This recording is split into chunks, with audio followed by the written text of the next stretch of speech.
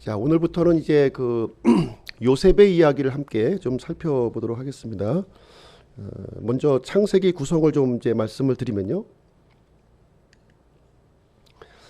창세기는 이제 크게 이제 두 단락으로 이렇게 나누어져 있습니다.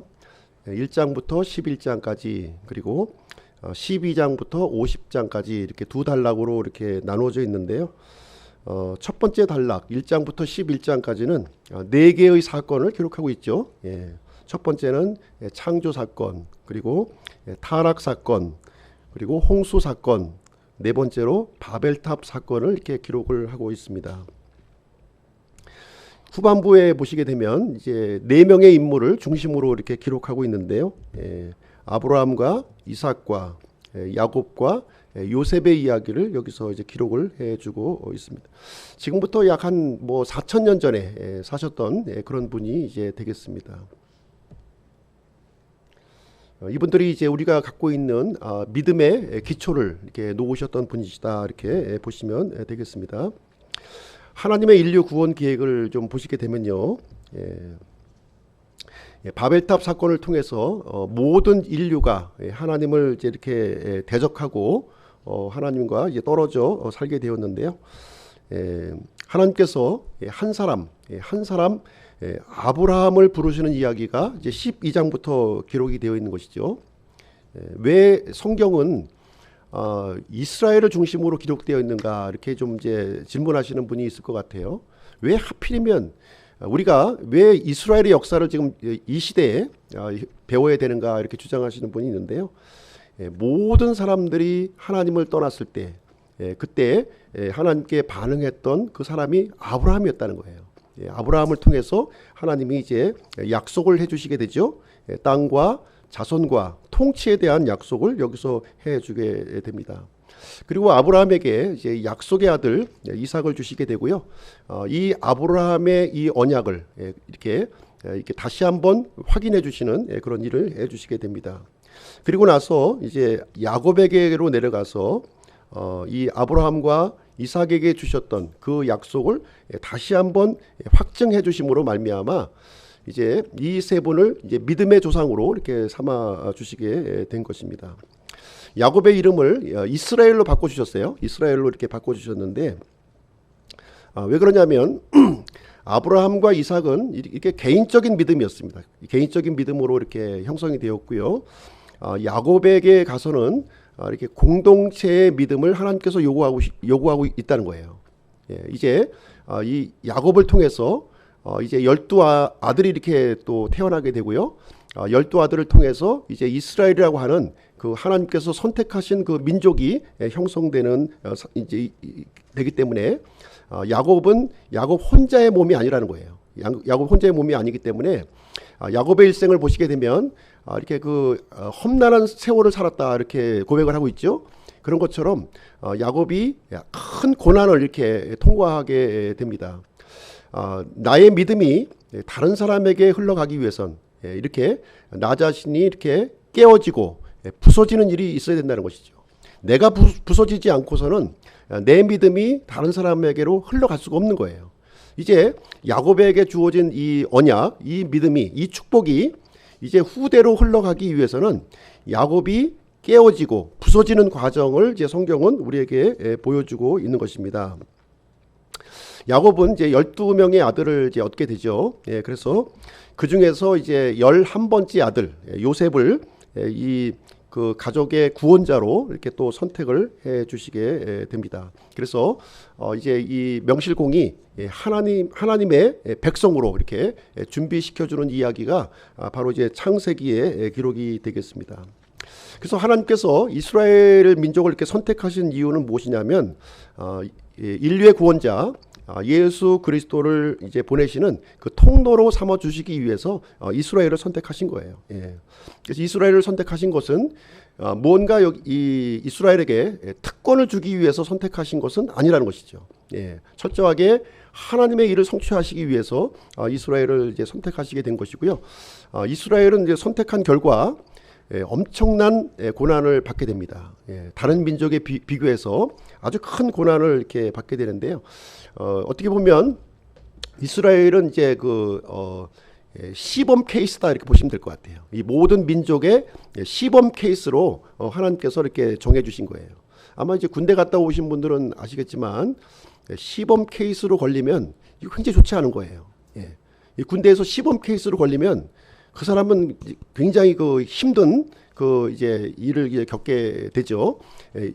이렇듯이 이스라엘은 인류의 그 시범 케이스로 이렇게 이 많은 고난을 이렇게 받으면서 하나님의 뜻을 성취하는 민족이 되었다 이렇게 보시면 되겠습니다. 그래서 이스라엘만 이제 구원하려고 하는 것은 아니었고요. 어떤 세속적인 특권을 주기 위해서 이스라엘을 선택한 것이 아니었다는 겁니다. 하나님께서 이스라엘을 선택하신 이유는 무엇이냐면 이렇게 이스라엘을 통해서 많은 민족들이 하나님의 복을 이렇게 누릴 수 있도록 하기 위해서 그것을 이제 주셨다 이렇게 말씀하고 있습니다. 자, 야곱의 아들들을 한번 보실 텐데요. 야곱의 아들들을 보시게 되면 야곱은 이렇게 많은 아들을 원치 않았어요. 예. 지금 네 명의 그 아내가 또 열거가 돼 있는데요. 이렇게 많은 아내도 원치 않았습니다. 예, 많은 아내도 원치 않았고 야곱이 원했던 것은 오직 한 명의 아내를 원했던 거예요. 예, 누구였습니까? 라헬이었어요. 라헬만을 이제 원했는데 예기치 않게 이렇게 그 네 명의 아내를 두게 되었고 12명의 아들을 이제 두게 되었다. 이제 성경은 우리에게 가르쳐 주고 있는 것이죠. 사실 이제 이 야곱은 외삼촌 집에 이렇게 가서 이제 그 라헬을 보는 순간 이렇게 아주 이 사랑에 빠진 거예요. 예, 라헬과 결혼하고 싶은 마음이 이제 있었던 것이죠. 그래서 이제 그 외삼촌이 이 사실을 알고 이제 7년 동안 이렇게 이 삭시 없이 이렇게 일을 해주면 이 네가 사랑하는 라헬과 결혼시켜 주겠다 이런 약속을 이제 찰떡같이 이렇게 해주게 됩니다.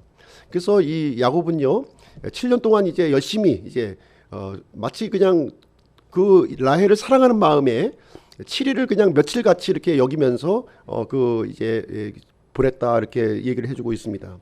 그래서 이제 마침내 이제 첫날 밤이 이제 치러지고요. 그 다음 날 이제 아침이 되었는데요. 아마 당시는 이제 오늘과 같이 이렇게 조명이 이렇게 좋지 않았던 시기였는데 이제 아침에 날이 밝아서 이제 그 첫날 밤을 보냈던 그 여인을 보는 순간 깜짝 놀란 거예요. 그렇죠? 예. 자기가 사랑했던 라헬이 아니라 누구였습니까? 예, 라헬의 언니였던 레아가 그 자리에 자기 옆에 있었다는 사실을 알고 깜짝 놀란 겁니다.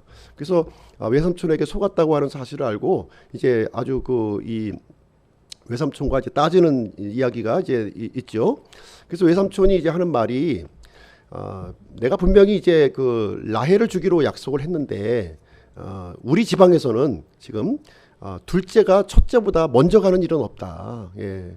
그래서 첫째와 먼저 결혼을 하고 그다음에 이 둘째도 원한다면 7년을 더 일하는 조건으로 둘째를 주겠다 이렇게 약속을 해주게 됩니다. 그래서 어쩔 수 없이 이제 야곱은 두 명의 아내를 한꺼번에 얻은 거예요. 7년을 일하는 조건으로 두 명의 아내를 이렇게 얻게 돼서 이렇게 그런 상황에 놓여지게 되었습니다. 그랬을 때 야곱이 사랑했던 사람은 라헬이었어요. 예, 라헬이었는데 이상하게도 이 사랑하지 않던 이 여인 레아에게는 자꾸 아들이 쑥쑥 나오는 거예요. 아들이. 예. 첫 번째 아들 루벤, 두 번째 아들 시몬, 세 번째 아들 레위, 네 번째 아들 아니 계속 아들이 지금 이제 막 이제 태어나는 일이 이제 이렇게 이루어지게 된 겁니다. 그렇게 되니까 조급한 사람은 누굽니까? 라헬이 조급한 거예요. 아니 나는 남편을 이렇게 사랑을 받는데 어찌하여 나에게는 이 아들이 없을꼬 이렇게 고민을 하게 되면서 이제 어떤 결정을 하게 되냐면 자신에게 이제 아이가 나오질 않으니까 두 사람에게는 여종이 있었던 거죠. 예, 빌하와 실바라고 하는 여종이 있었어요. 이 빌하는 누구의 여종이었냐면 바로 라헬의 여종이었던 거예요. 예, 라헬의. 그러면 내 여종을 통해서라도 내가 아들을 봐야 되겠다 이렇게 해서 이제 야곱에게 이제 빌하를 이제 아내로 또 이렇게 주게 됩니다. 그렇게 되니까 또 이제 바로 이제 또 동침하자마자 또 아이가 태어나게 되는데 다섯 번째 단, 여섯 번째 납달리 연속으로 또 아들이 또 이렇게 출생하는 일이 이제 일어나게 된 겁니다. 이렇게 되니까 누가 또 샘통이 나는 거예요? 예, 레아가 또 샘통이 나는 거예요. 너만 종이 있냐? 나도 종이 있다. 그러면서 또 실바를 또 이제 야곱에게 또 들여보내게 되는데, 이때 태어난 아이가 7번째 갓, 8번째 아살. 이 야곱은 예기치 않게 그냥 막 아들이 계속 생산하는, 아내가 늘어나고 아들들이 늘어나는 일이 발생하게 되었습니다. 그러다 보니까 라헬은 더 조급한 거예요, 마음이.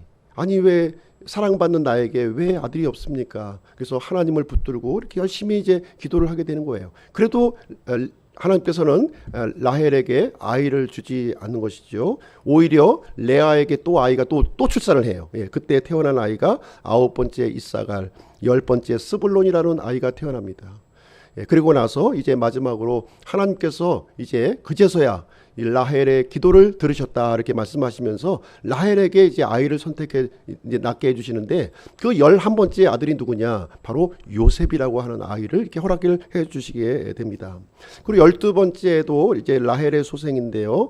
이 베냐민은 나중에 이제 가나안 땅에 들어가서 그때 이제 그 아이를 낳게 됩니다.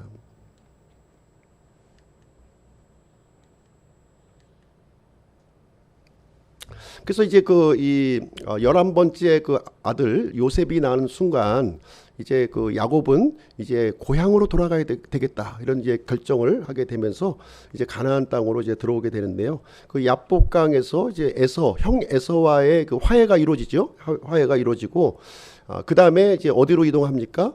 야곱은 세겜 땅으로 이동합니다. 세겜 땅에서 한동안 이제 거주하게 되고, 거기서 이제 디나 사건이 이제 일어나죠. 그 일로 인해서 야곱은 이제 처음에 하나님과 약속했던 베델이라고 하는 장소로 이렇게 이동하게 되는데, 베델로 이동하면서 이제 야곱은 믿음을 이제 다시 회복하는 그런 일이 이제 일어났습니다. 그리고 나서 이제 베델에서 어디로 이동하게 되냐면 아버지 이삭이 있는 장소 헤브론으로 이동하는 거예요. 헤브론으로 이동하는데, 헤브론을 가는 그 길의 못미처에 이제 무엇이 있었냐면 베들레헴이 있었던 겁니다. 베들레헴. 이 베들레헴이라고 하는 장소를 지날 때 지금 이제 라헬이 산통을 겪게 되고 베냐민을 이렇게 낳게 되면서 이렇게 죽게 되는 이야기가 거기에 이제 기록이 되어 있습니다. 그래서 오늘 이제 창세기 37장을 우리가 좀 살펴보게 될 텐데요. 여기에 보시게 되면 이제 언약의 3세대 야곱이 이제 물러나게 되고요.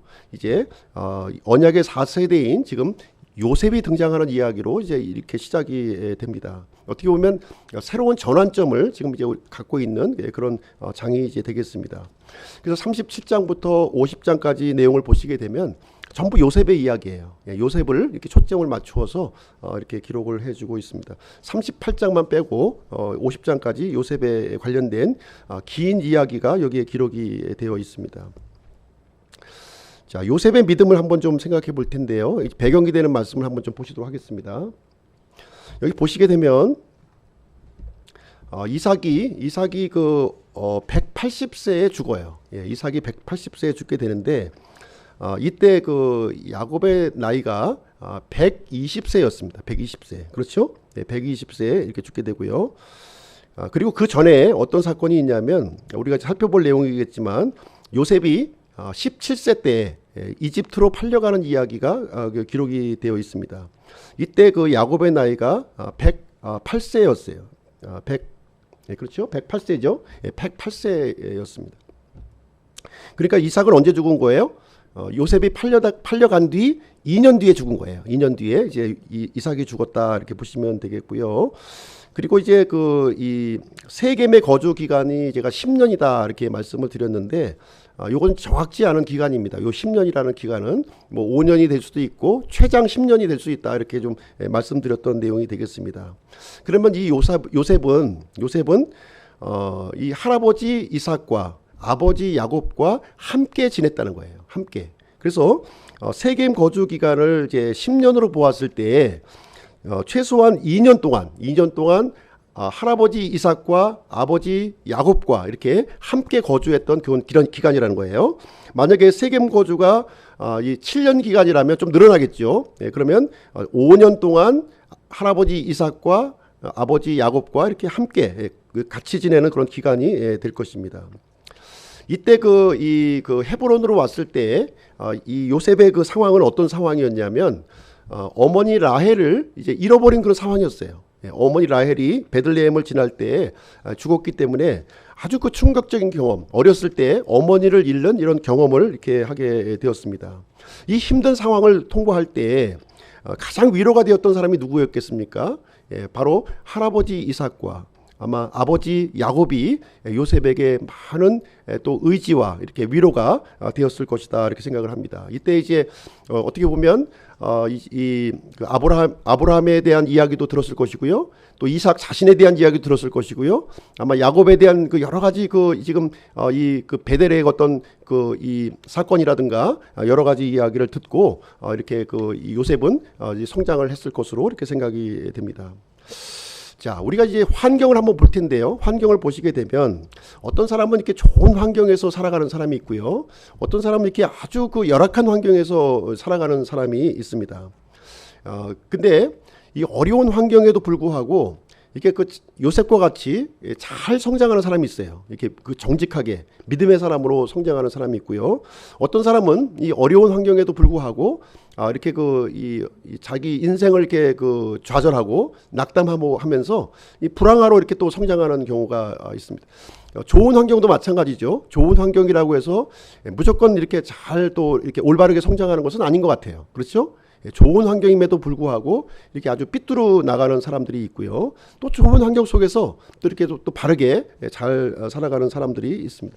환경의 문제는 아닌 것 같습니다. 그래서 요셉의 경우는 어려운 환경임에도 불구하고 하나님을 의지하고 신뢰하면서 정직한 사람으로 성장해왔다는 것을 우리가 볼 수가 있습니다. 그러나 요셉을 제외한 나머지 형제들은 그렇지 않았다는 거예요. 그렇지 않았어요.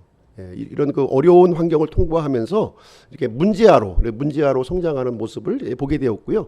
그래서 요셉과 이 다른 형제들은 이렇게 그 어떻게 보면 아주 그 이렇게 그 이 갈등을 일으키는 모습을 우리는 이제 발견하게 되는 것입니다.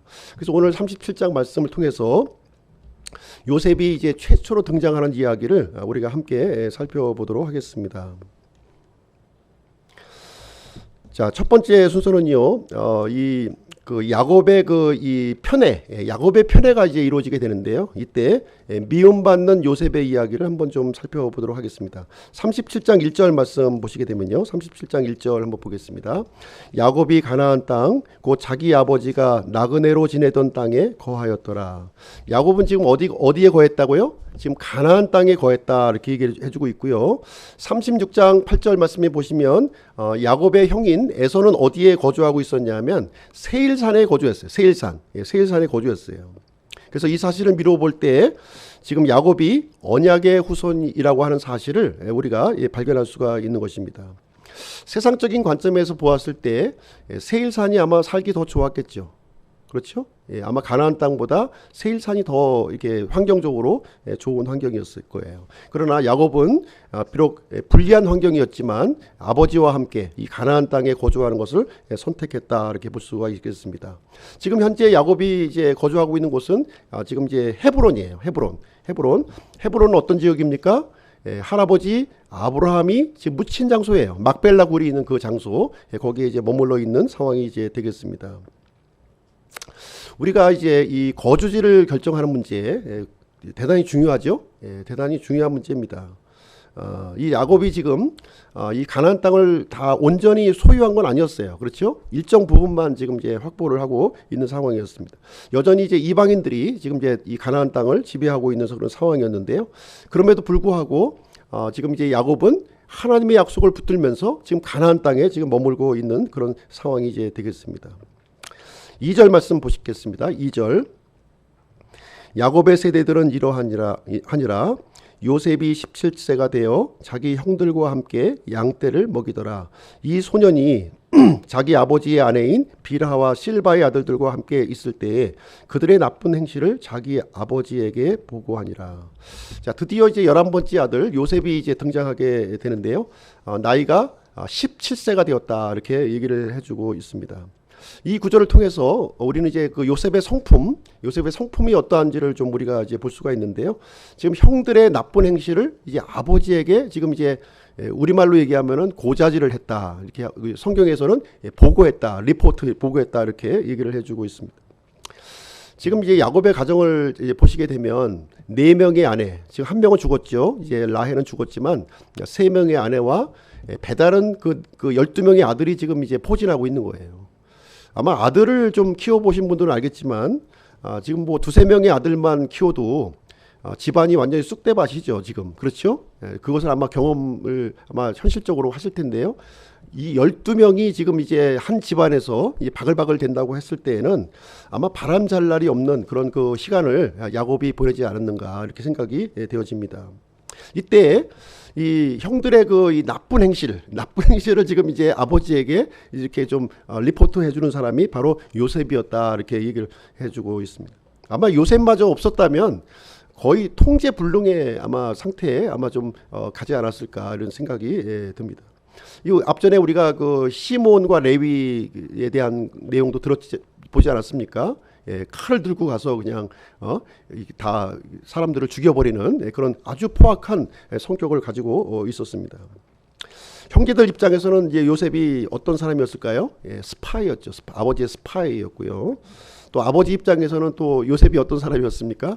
신복이었죠. 신복. 아주 귀한 신복을 두게 된 것입니다. 그러다 보니까 이 요셉은 형들로부터 외면당하는 왕따, 외톨이가 되는 그런 상황에 놓여지고 있었고요. 엄마 없는 자식, 뭐 비겁한 놈, 치사한 별소리를 아마 다 들으면서 요셉은 성장을 했을 것이라고 생각합니다. 그러나 이제 야곱은요, 그 형제들이 이제 이 요셉을 이렇게 막 그렇게 못살게 굴면 못살게 굴수록 이 요셉을 더 이렇게 그 편애하는 그런 모습을 보이게 되었습니다. 3절 말씀 보시겠습니다. 3절. 이제 이스라엘이라고 하는 것은 이제 야곱의 다른 이름입니다. 자기의 모든 자식들보다 요셉을 더 사랑하였으니 이는 그가 노년에 얻은 아들이기 때문이더라. 그가 그를 위하여 채색옷을 지었더라. 자, 채색옷이 나오는데요. 당시에는 아주 귀한 옷이었을 거예요. 그렇죠? 오늘날의 채색옷은 뭐 이렇게 그렇지 않겠지만 당시에 이 채색옷은 아마 굉장히 그 귀한 그런 의복이었을 것입니다. 이 채색옷을 야곱은 요셉에게만 입혀준 거예요. 특별하게 요셉. 그러니까 얼마나 또 이 가뜩이나 표적이 됐는데 얼마나 더 표적이 되었겠습니까? 그 이유를 노년에 얻은 아들이었다 이렇게 얘기를 해주고 있는데요. 아마 야곱에게는 아마 더 중요한 문제가 있었을 거예요. 그렇죠? 단지 사랑하는 아내로부터 얻은 아들이었고 노년에 얻은 아들이었던 것도 있었지만 더 중요한 것은 이 요셉에게는 믿음과 정직이 있었다는 거죠. 믿음이 있었고 정직이 있었고 참 믿을 만한 아들을 지금 이제 야곱은 갖고 있었기 때문에 채색옷을 이렇게 입혀주게 되었습니다. 이 문제로 요셉과 이 형제들의 갈등은 점점 더 이렇게 증폭이 되는 일이 일어나게 되었는데요. 4절 말씀 한번 보시겠습니다. 4절. 그의 형제들은 자기들의 아버지가 그의 모든 형제들보다 그를 더 사랑하는 것을 보고 그를 미워하여 그에게 평안하게 말도 할 수 없었더라. 평안, 히브리어로 샬롬이죠. 샬롬이 없었던 거예요. 형제들과 요셉 간에는 샬롬이 없었다. 지금 이렇게 얘기를 해주고 있습니다. 예전에 가인과 아벨의 이야기도 이렇게 보시게 되면 가인이 아벨을 이렇게 미워했죠. 왜 미워했습니까? 아벨의 의로운 행위를 보고서 미워한 거예요. 자신은 불의하고 아벨은 의로웠기 때문에 이렇게 미워한 겁니다. 요셉과 형제들의 관계도 마찬가지예요. 요셉은 의로웠고요. 자기들은 불의했기 때문에 요셉을 미워했다는 것을 우리는 이제 볼 수가 있습니다. 이런 상황에서 요셉이 이제 꿈 이야기가 이제 우리가 잘 알고 있는 꿈 이야기가 지금 이제 펼쳐지게 됩니다. 요셉의 꿈 이야기를 한번 보실 텐데요. 5절 말씀 보시겠습니다. 5절. 요셉이 첫 번째 꿈입니다. 요셉이 꿈을 꾸고 그 꿈을 자기 형들에게 고하매 그들이 그를 더욱 미워하더라. 자, 첫 번째 꿈이 이제 바로 곡식단 꿈이었는데요. 이 꿈 때문에 그 요셉에 대한 미움이 더 증폭되었다. 이제 이렇게 얘기를 해주고 있습니다. 마치 이제 그 이 불난집에 기름을 붓는 격이 지금 이렇게 된 상황이 되겠습니다. 예, 꿈 이야기를 한번 볼게요. 7절 8절 한번 보겠습니다. 7절 8절.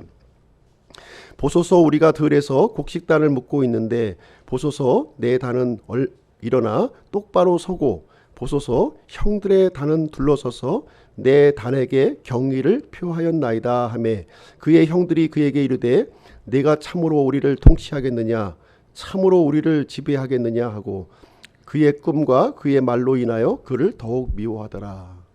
자, 여기 보시면은 이제 뭐 성경에서는 굉장히 그 점잖게 이렇게 표현을 이제 했는데요. 네가 우리 대장이 되겠냐 뭐 이 얘긴데요. 예, 참 감히 11째가 예, 뭐 막내는 베냐민이지만 거의 이제 막내 수준이죠. 예, 감히 네가 우리 위에 군림하려느냐 하는 내용이 이제 되겠고요. 이 일로 인해서 아주 증오의 불길이 아주 막 계속 불타오르게 되었습니다. 이런 상황에서 두 번째 꿈을 또 꾸게 되는데 두 번째 꿈은 무엇이냐면 해와 달과 별들의 꿈이었어요. 예, 여기에 형들뿐만 아니라 부모님까지 또 이렇게 집어넣는 꿈이 이제 되겠는데요. 10절 11절 한번 보겠습니다. 그가 그 꿈을 자기 아버지와 형들에게 고하매 그의 아버지가 그를 꾸짖고 그에게 이르되 내가 꾼 이 꿈이 도대체 무엇이냐 나와 네 아버지와 네 형제들이 참으로 가서 땅에 엎드려 내게 절하겠느냐 하니라. 그의 형들은 그를 시기하되 그의 아버지는 그 말을 간직하였더라. 아버지 야곱까지도 이제 이 요셉을 꾸짖었다고 지금 얘기를 해주고 있고요. 형제들의 그 분노는 점점 더 이렇게 불타오르는 그런 상황이 이루어지게 되었습니다. 이 미움을 넘어서 지금 어떻게 되고 있어요?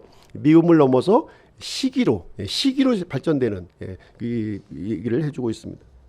채색 옷을 입었던 것도 못마땅했어요. 예, 그런데 한술 더 떠서 곡식단의 꿈으로 인해서 말도 안 되는 지금 이제 요셉이 지금 얘기를 해주고 있고요. 지금 아버지까지 부모님까지 능멸하는 지금 이제 이야기를 통해서 이제 요셉을 이제 그 죽여버려야 되겠다. 예, 얘는 살려둘 수가 없다. 도대체 이런 생각까지 이렇게 발전하게 되었습니다. 자, 꿈에는 두 종류의 꿈이 있습니다. 두 종류의 꿈이 있는데 첫 번째 꿈은 내가 자의적으로 꾸는 꿈이에요. 자의적으로 꾸는 꿈입니다. 두 번째 꿈은 하나님께서 이렇게 계시로 주시는 꿈이에요. 교회에서는요 자의적으로 꾸는 꿈을 강조해서는 안 됩니다. 자의적으로 꾸는 꿈을 강조해서는 안 돼요. 교회에서는 우리가 가르쳐야 될 것은 무엇이냐면 하나님의 꿈을 붙들어야지 내 꿈을 붙들어서는 안 된다는 거예요. 네, 하나님의 꿈을 이렇게 붙들어야 되는 것입니다. 지금 이제 요셉이 꾼 꿈은요 하나님이 주신 꿈이에요. 요셉이 내가 꿈을 꿔야지 이렇게 그 곡식단 꿈을 꿔야지 또 별들의 꿈을 꿔야지 하고 해서 꾼 것이 아니라는 겁니다. 이것은 하나님께서 이 요셉에게 주신 계시로 주신 꿈이다는 것을 우리가 알 수가 있습니다. 그래서 당시에는요 꿈을 통해서 이렇게 이 미래의 일을 하나님께서 이렇게 알려주셨던 거예요. 왜냐하면 지금과 같이 이렇게 그 확정된 말씀이 없었기 때문에 꿈이라든가 대언자들을 통해서 이렇게 하나님의 말씀을 계시했던 거예요. 근데 오늘날에는 말씀이 이제 완성되었기 때문에 말씀을 통해서 우리가 받아들이면 되는 것입니다. 그래서 이 꿈이라고 하는 것은 이제 우리가 밤에 잘 때 꾸는 꿈으로 이해하지 마시고요. 하나님께서 보여주시는 비전, 그렇죠? 이 비전이 바로 하나님의 말씀인 거예요. 이 말씀으로 우리가 이해하는 것이 합당하게 되는 것입니다. 그래서 이 하나님의 꿈을 가진 사람에게 있어서는 특징이 있다는 거죠. 특징이 있는데 어떤 특징이 있냐면 이 하나님의 꿈을 받은 사람들은요 한결같이 고난이 따른다는 거예요. 고난이 따른다는 것을 우리가 이해할 필요가 있습니다. 성경에 이 하나님의 꿈을 이렇게 받은 사람들이 많이 나와요. 그 사람들의 공통된 특징을 보시게 되면 이렇게 고난이 이제 있었다는 것을 우리가 볼 수가 있고요. 두 번째로 이 하나님의 꿈이라고 하는 것은 내가 자의적으로 꾼 꿈과 하나님의 꿈을 이렇게 볼 때 하나님의 꿈은 시간이 흘러갈수록 점점 더 선명해진다는 거예요. 내가 꾼 꿈은 어려운 환경을 만나면 좌절하고 이렇게 포기를 하게 돼요. 그러나 하나님이 주신 꿈은 이렇게 어려운 환경을 이렇게 할 때마다 점점 더 이렇게 선명해진다는 거죠. 선명해지는 특징을 가지고 있습니다. 그리고 세 번째로는요, 이 어려운 환경을 만났을 때 내가 가진 꿈은 이렇게 좌절하지만 하나님께서 주신 꿈은 좌절하지 않고 이렇게 극복하는 그 파워가 거기에 있다는 것을 우리에게 말씀해 주고 있습니다. 그리고 하나님의 꿈과 내 꿈을 이렇게 판단해 볼 때 내 꿈에는요 내 영광이 드러납니다. 내 영광. 그러나 하나님의 꿈에는 무엇이 드러납니까? 하나님의 영광이 드러나는 거예요. 하나님의 뜻이 실현되는 것을 우리는 볼 수가 있는 것이죠. 그래서 오늘날 많은 분들이 요셉과 같이 좀 꿈을 꾸세요. 요셉과 같이 꿈을 꾸세요. 이집트 총리가 되는 꿈을 꾸세요. 그러면 총리는 못 된다 할지라도 우리가 또 총리 밑에 뭐가 있습니까? 구청장이라도 또 할 수 있다 이렇게 주장을 합니다. 이것은 이제 성경과 전혀 다른 메시지예요. 그렇죠? 성경은 어디에도 내 꿈을 꾸라고 얘기한 적이 없어요. 하나님의 꿈을 꾸라고 이렇게 말씀을 했지 내 꿈을 꾸라고 하지 않았습니다. 그래서 꿈의 주체가 내가 되어서는 안 된다는 거예요. 내가 되어서 되는 것이 아니라 바로 꿈의 주체는 누구예요? 하나님이 주체가 되어야 된다는 것을 우리에게 말씀해 주고 있습니다. 그래서 하나님께서는 요셉에게 이렇게 꿈을 주었고요. 꿈을 통해서 하나님이 주체가 되어 주셔서 요셉을 이끌어가는 그런 모습을 우리는 이제 발견하게 되는 것입니다. 자, 오늘 말씀을 통해서 우리가 이 적용할 교훈을 한번 좀 생각해 보도록 할게요. 첫 번째로 하나님은 믿음이 있는 사람을 편애하신다는 거예요. 이제 야곱의 이 편애를 문제 삼는 분들이 있죠. 사실 이제 이 편애는 좋은 것은 아니에요. 편애는 좋은 것은 이제 아닙니다. 그러나 이 야곱의 편애는 영적인 의미를 우리에게 제공을 해주고 있는데요. 무슨 얘기냐면 우리를 향하신 하나님의 사랑을 우리에게 보여주고 있는 것입니다. 하나님께서는 우리 사람들을 편애하시는 분이라는 거예요. 어느 정도로 편애하십니까? 천사들이 시기할 정도로, 자신의 아들을 십자가에 내주실 정도로 그토록 우리를 사랑하셨다, 편애하셨다고 우리에게 말씀을 해주고 있습니다. 하나님께서는요 우리 믿는 사람들을 위해서 옷을 준비해 주시고 있어요. 어떤 옷입니까? 요셉이 입었던 그 채색 옷, 다른 사람과 구별된 채색 옷을 입혀주신다는 것이죠. 영광스러운 영광의 옷을 우리에게 주신다는 것입니다. 우리가 하나님의 편애를 받기 위해서는 어떻게 해야 될까요? 하나님께서 요구하시는 것은 단 하나입니다. 믿음이에요. 믿음 있는 사람을 편애하시게 되는 것이죠.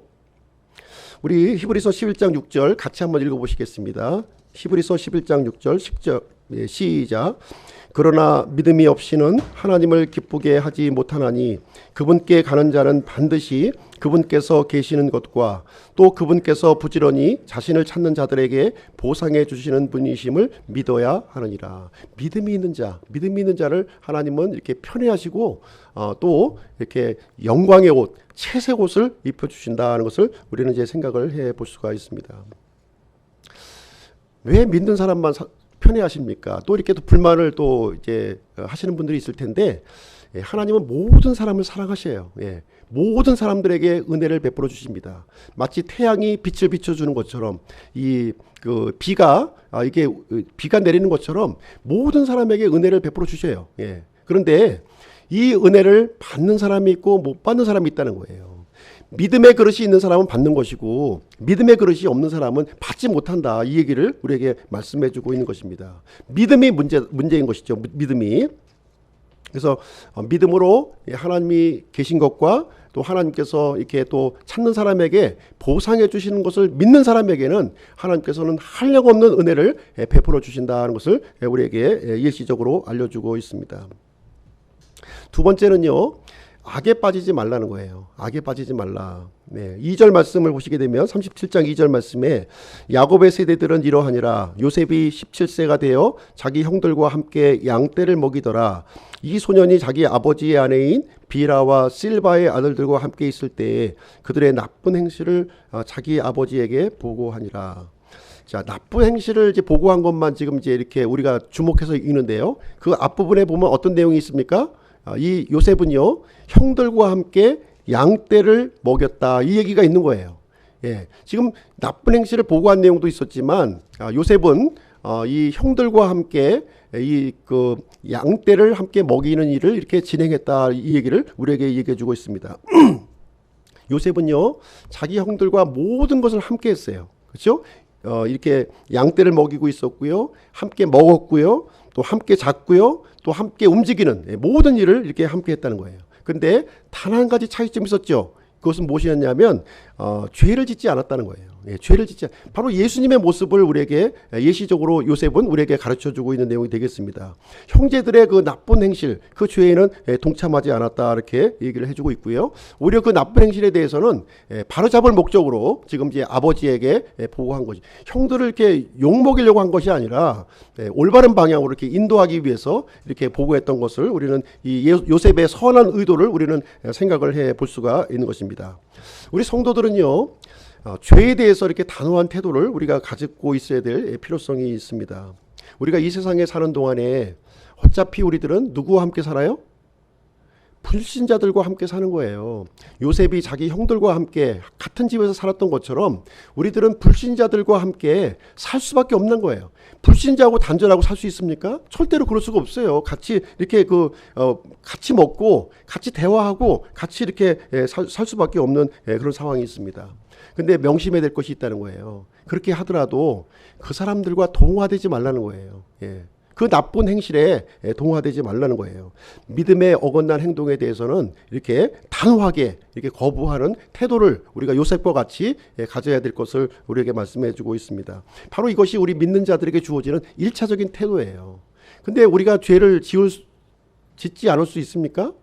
또 우리가 육신이 연약해서 또 죄를 지을 수 있다는 거예요. 죄를 지으면 어떻게 합니까? 죄를 지으면 즉시 하나님께 이렇게 자백하라는 거예요. 바로 이것이 2차적인 태도가 되겠습니다. 그래서 우리가 육체를 입고 이렇게 살아가면서 죄에 대한 1차적인 태도, 이게 또 죄를 자백하는 2차적인 태도를 이렇게 계속 반복해서 우리가 가져야 될 필요성이 있는 것입니다. 우리는 이 세상에 살아가면서 아마 많은 유혹을 우리는 받게 될 거예요. 퇴폐적인 장소에 가자고 이렇게 이게 그런 제안을 우리가 들을 수도 있을 것이고요. 또 이익을 얻기 위해서 이렇게 탈법, 불법을 또 이렇게 좀 하자, 이렇게 또 요구하는 사람들이 있을 것입니다. 심지어 어떤 사람들은 믿음을 좀 포기해 버려라. 믿음이 뭐 밥 먹여주냐. 이런 사람들도 아마 있을 거예요. 이때 우리는 어떻게 여기에 대해서 반응을 해야 되겠습니까? 요셉처럼 우리가 왕따가 될지언정, 따돌림을 받을지언정 그들의 죄악에 동참해서는 안 된다는 거예요. 한 번 동참하는 것은 그 두 번째, 세 번째 동참을 우리는 이렇게 생각을 해 보아야 되는 것입니다. 에베소서 5장 10절 12절 한번 좀 보도록 하겠습니다. 에베소서 5장 10절로 12절, 10절부터 같이 한번 읽어보실게요. 시작. 주께서 받으실 만한 것이 무엇인지 입증하라. 열매 없는 어둠의 일들에 참여하지 말고 도리어 그것들을 책망하라. 그들이 은밀한 가운데 행하는 그것들은 말하는 것조차 수치이니라. 그래서 여기 보시게 되면 입증하라, 책망하라, 이런 말씀이 있어요. 그래서 우리의 구원받은 이것들을 믿지 않는 사람들에게 입증하는 거예요. 입증하는 삶을 살라는 것이죠. 그리고 그들의 잘못된 행실에 대해서는 책망하라는 거예요. 근데 이제 책망하라고 그러니까 이제 또 열심히 또 이제 책망하시는 분들이 있는데, 책망할 때는 이제 지혜롭게 해야 돼요. 지혜롭게 해야 됩니다. 지혜롭게, 이게 정죄하듯이 이렇게 하면 안 되고요. 사랑하는 마음으로. 진짜 요셉이 아마 이 형들의 나쁜 행실을 이렇게 보고했을 때, 쟤네들 제보래요. 저런 짓 한데 이렇게 했겠습니까? 그렇지 않았을 거예요. 요셉의 우리 성품을 생각해 봤을 때는 어떻게 하면 이 형들의 그 나쁜 이런 이 행실에서 내가 도움을 줘야겠다는 그런 마음이 앞섰을 거예요. 자기 힘으로 안 되니까 아버지의 이런 도움을 받아서 이제 올바른 길로 이렇게 이끌려고 하는 이런 순전한 마음이 아마 이제 이 바닥에 깔려 있었을 것입니다. 제보래요. 쟤 좀 때려주세요. 이런 식의 아마 정죄를 하지 않았을 것입니다. 그래서 우리가 이렇게 책망할 때는 조심스럽게, 지혜롭게 우리가 이렇게 처신을 해야 될 필요성이 있습니다. 우리가 악에 대해서는요, 처음에 잘해야 돼요. 처음에 첫 단추를 잘 끼워야 됩니다. 첫 단추가 어긋난 사람은요, 헤어나올 길이 없어요.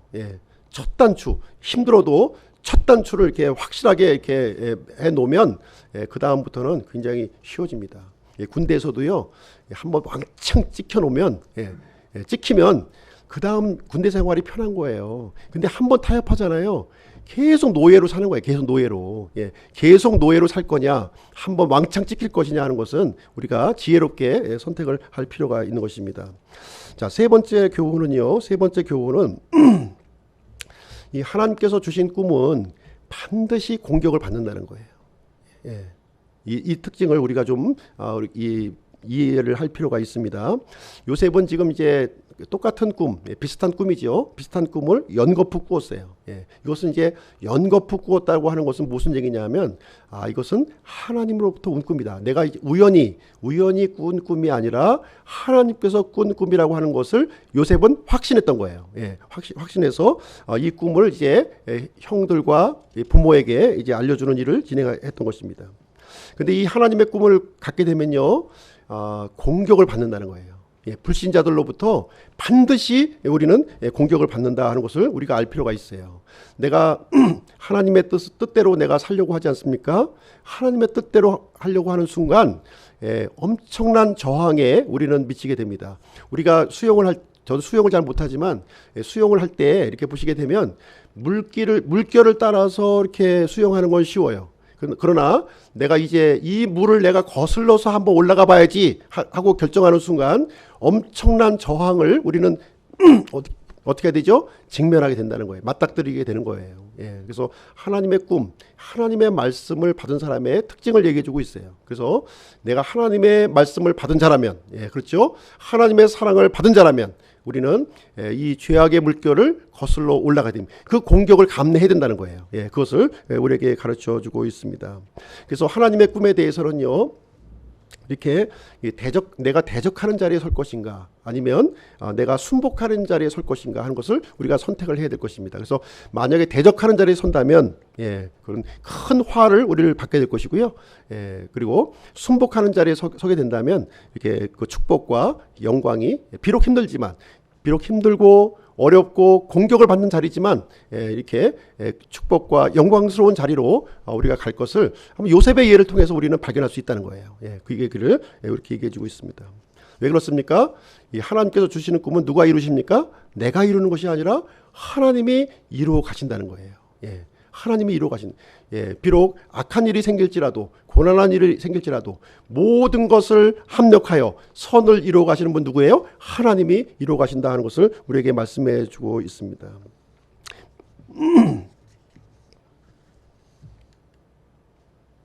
잠언 16장 3절 제가 한번 읽어드리겠습니다. 잠언 16장 3절 내 일들을 주께 맡기라. 그리하면 내가 생각하는 것들이 굳게 세워지리라. 이렇게 말씀해 주고 있습니다. 자, 믿음으로 인내하는 우리의 그 믿음의 삶이 되시기를 바랍니다. 자, 네 번째 교훈을 한번 좀 보시겠는데요. 네 번째 교훈 한번 보시겠습니다. 네 번째, 그럼 이 하나님의 계획에 대해서 우리는 어떤 태도를 가져야 되겠는가 하는 것입니다. 어떤 태도를 가져야 되겠는가. 자, 요셉은 11번째 아들이었어요. 그렇죠? 11번째 아들이었습니다.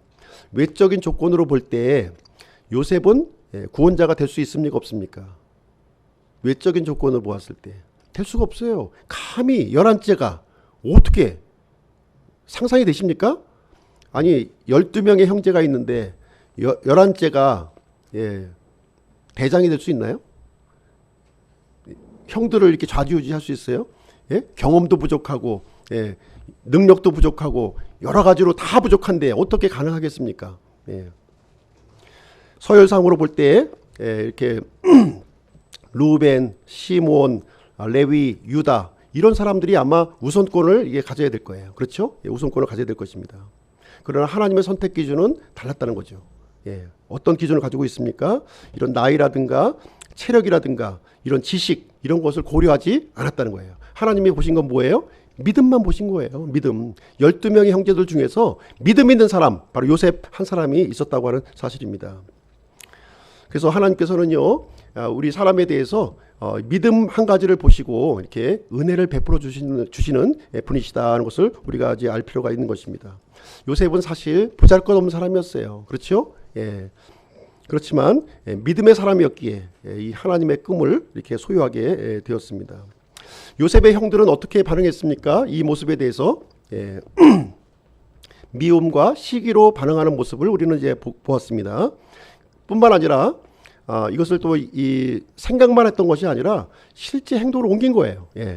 죽이려는 생각을 가질 수는 있겠죠. 그렇지만 실제 죽이려는 그 액션까지 지금 그 다음 내용을 보시게 되면 진행하는 모습을 우리는 보게 됩니다. 이것은 결코 바람직한 태도가 아니에요. 그렇죠? 바람직한 태도가 아닙니다. 비록 이제 그 이복 동생이지만 자신의 그 동생 아닙니까?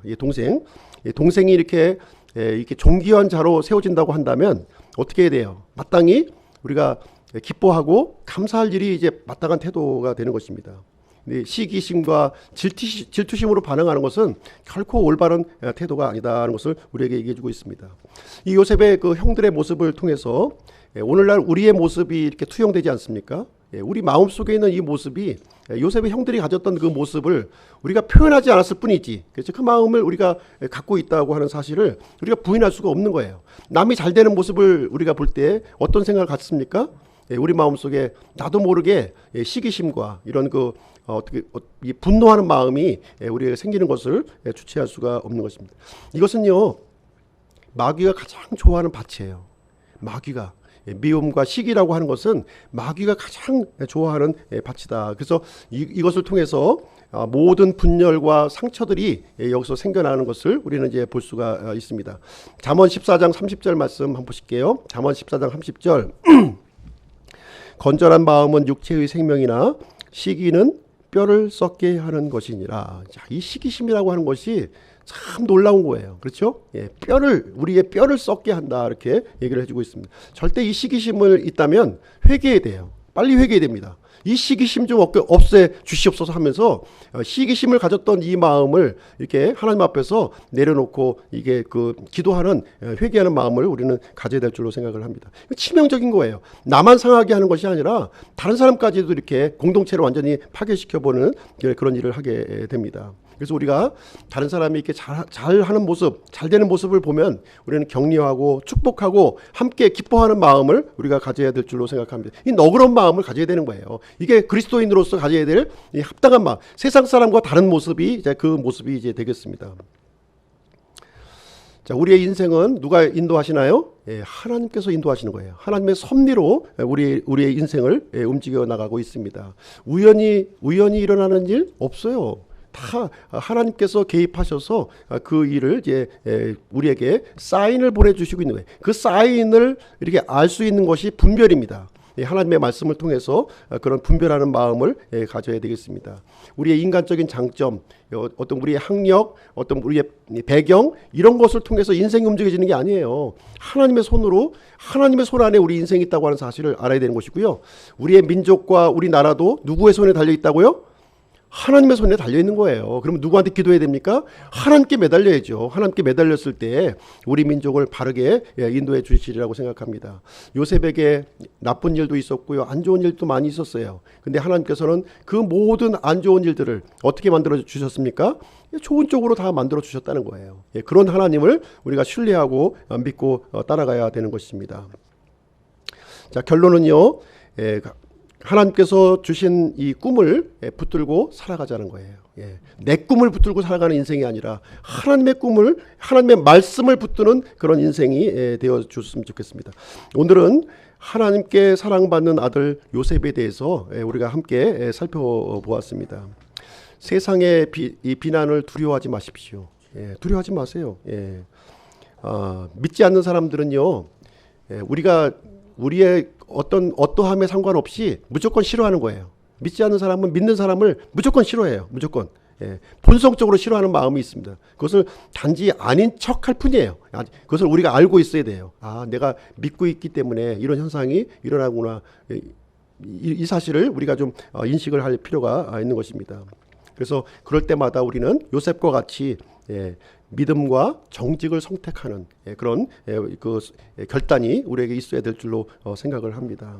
그래서 애꿎은 꿈을 꾸려고 애쓰지 마세요. 예, 말씀 붙드시면 됩니다. 확실한 말씀 붙드시고 이 하나님께서 주신 이 땅의 삶을 우리가 살아가면 됩니다. 그래서 믿음만 가지고 살아가면 하나님은 우리의 삶을, 우리의 미래의 삶을 영광스럽게 만들어 주신다는 거예요. 그렇죠? 그 얘기를 우리에게 말씀해 주고 있습니다. 그래서 주님과 날마다 동행하는 우리 기쁨교회 성도님들이 되시기를 주님의 이름으로 축복드립니다. 기도하고 마치겠습니다.